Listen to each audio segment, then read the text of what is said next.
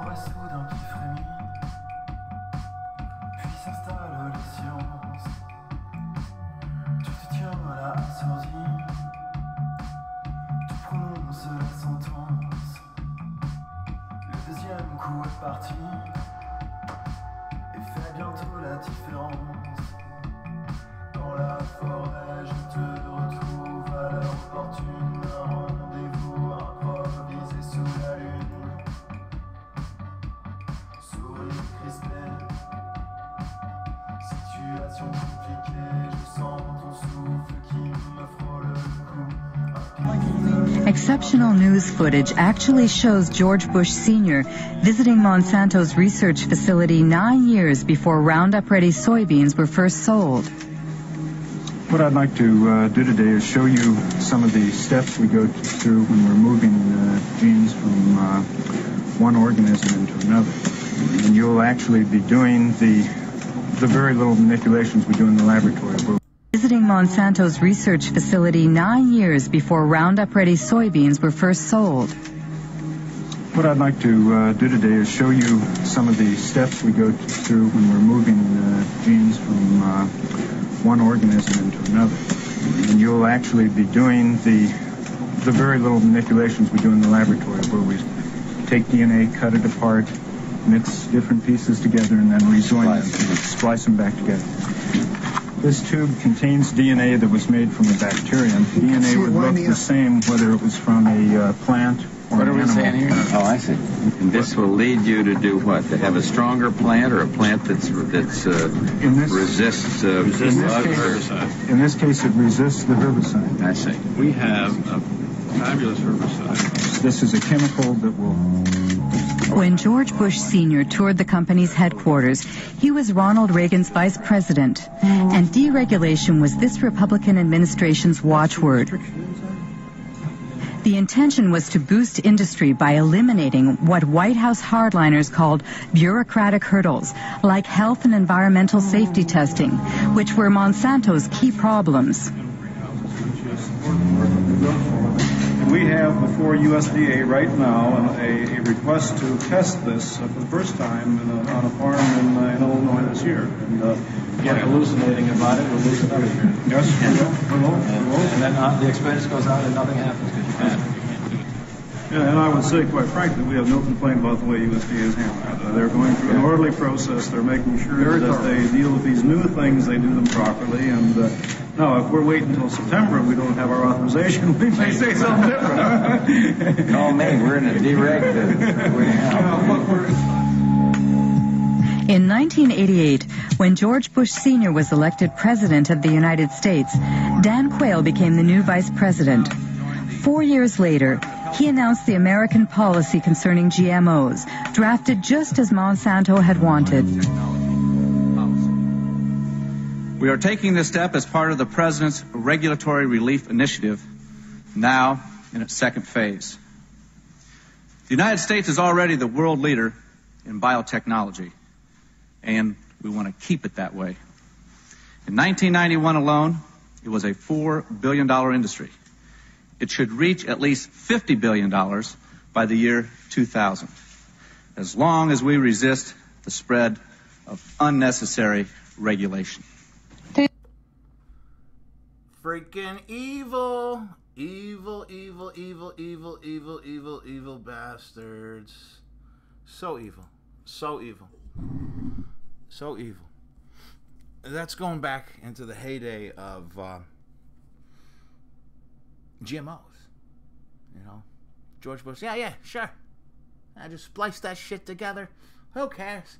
Oh, I'm going to deregulate everything. Kill them all. Kill all the people. Mutate them. Turn them into zombies. I don't care. Poppy Bush there. King of the heroin import business.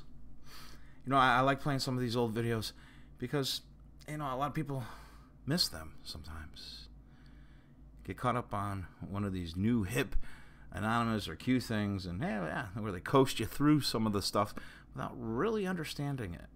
You know, if you really dig into that time of Monsanto when they were doing things like this, man, it will even tie you into some of their involvement in 9/11. I'm not joking. But you gotta research it. And the old stuff, even the, just like books, the old stuff is, further back you go, the truer it is. These people are evil.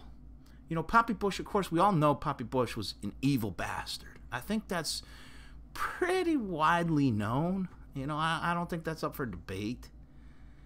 But, what is it? Obama helped more regulation, or less regulation. Basically, the Monsanto Protection Act. And then Trump doing the same thing. There's not a difference between any of these people. And, what I did want to talk about is how evil these people really are. Because, we could joke about crisis actors, crazy Crisis Christine, and all these different crisis actors. But I think people need to truly understand that these people are evil. I think one of the biggest ways I finally came really comfortable with understanding how completely evil these people are is, I think many of you know my story and when these people came after me and how much I lost. And, over the past year, I kept on getting like this weird karma, good karma. Basically got back everything 110% or even more. And I related it to fighting back against these people. I believe they must understand something where when they do something wrong to somebody that's truly innocent, the karma is going to shift towards them. And that's what happened. The karma shifted towards me. When I came out to Maine, I literally only had a couple shirts and the clothes on my back, and that was it. And, I'd find a store closing or this or that, and I basically reclothed myself, re-shoes, got everything I could ever want back and more. And it was all for weird, just truly weird karma that came back at me. So yeah, I associated that with fighting these people. And I want people to understand that these people are truly evil. And my belief is that my Creator is all good. And I received whatever gifts I've gotten in this past year because I did things like, protest in Sandy Hook, like fight like hell against these bastards. So if you want these gifts from the Creator, my belief is you have to fight them in the real world, hard as you can. I tell you what, I'll fight these people to my death because I understand. To me, my belief is that's what the Creator wants. Any good God wants somebody to fight for them. Fight for good. And let me tell you something. These people are evil. They don't care what they steal, who they hurt, anything. They are truly evil. So when you do whatever you need to in this world to fight back against them, you're doing God's work. You're doing what's right. And that karma's gonna come. So if you want that good karma, if you want that magical karma, you gotta fight. And each one of us, our egos are huge to the point of materialism overriding our ability to fight back. We become complacent and say, well, I don't want to lose this. I can't lose that. I don't want to go to jail. I don't want to do this. I'm scared. I fear. There's nothing to fear. If you truly believe in a righteous God, then whatever you do to fight back, you're gonna get the good karma. And if you're getting the good karma and everything equals out, the people you fight are going to get the bad karma, which is the way it should be, right? That's my belief, because I got some hella good karma in the last year. So it's my belief that, the people that did the things to me must have had a really shitty year. And that, makes me happy that I served the Creator that I believe in well. And I must continue That's my belief. You know, listen, you don't have to have this belief. You could believe in whatever creator you want. You could believe in whatever you want to believe. But, you know, you should believe. Believe in yourself. And believe that if you have a good creator, that you're going to be taken care of. All you have to do is believe. And you can overcome that cowardice. That's what makes things not happen. You know, this overwhelming disease of cowardice that surfs the internet and surfs the world. You know, a coward will ridicule you when you do something or step out of the box because they are cowards themselves and too afraid to do it. So it helps justify their cowardice. And I understand it's not an easy thing to overcome. They've instilled fear for so long. They've run all kinds of psychological operations. They convince everybody not to do anything. They've convinced people that they don't have the power, that they don't have the strength. So, in reality, did they take that closeness that you should have with your creator away from you? Did they steal that away from you? They want to be your creator. These masons, these builders, they believe they could be gods. That they could create look at them, these mason scientists creating. Look at the gene splicing right there, matter of fact. Thinking of synchronicity, let's go back to that video. You hear what he said about the DNA? Talking about DNA of food. Talking about food. He wasn't talking about people. They're already, we're just going to splice this. We're going to recreate this. We're playing God. No big deal. Hey, Mr. Poppy Bush, why don't you deregulate it so it makes it even easier for us to play God? Oh, sure, no problem. I'm Poppy Bush. I'm going to deregulate it all. You guys can play God all you want. Let's mess them all up. Let's all, just totally tear apart society. Let's get into people's genes and start splicing and dicing. Let's make like Rachel Ray and just make everybody's DNA a big fat, shepherd's pie of bullshit. That's what was going on. We eat that food that they were splicing and dicing and slicing and dicing, whatever way you want to put it. So those GMOs, they go into our body. They alter our DNA. And the more our DNA gets altered, the more we allow them to play God, the more we allow them to become our creators, because we're doing nothing to stop it.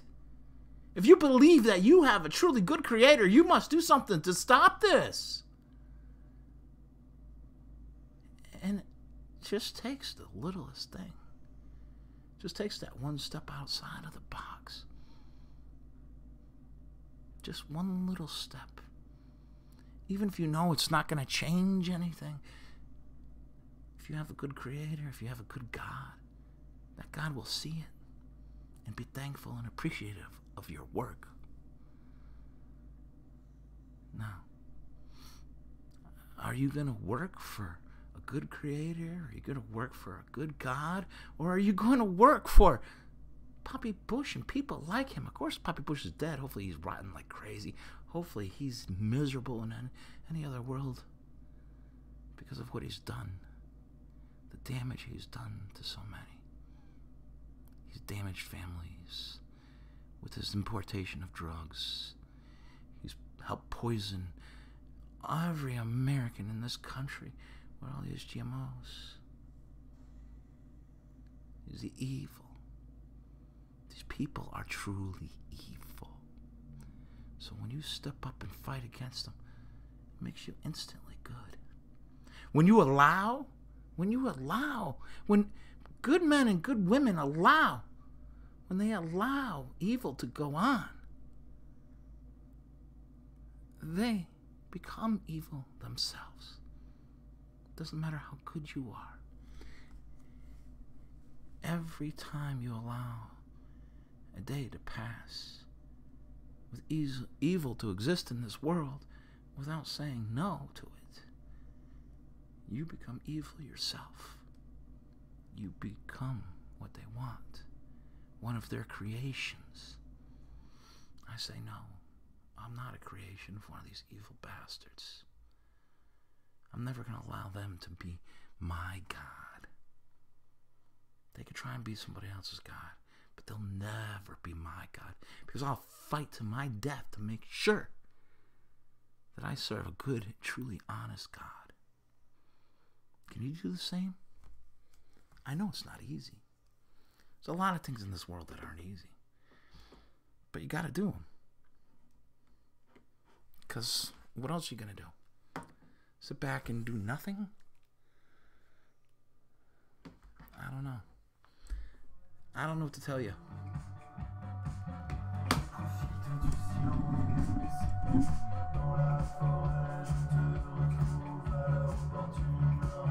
I need like a new Illuminati, anti-Illuminati gang sign. What are we going to do? We're going to do this?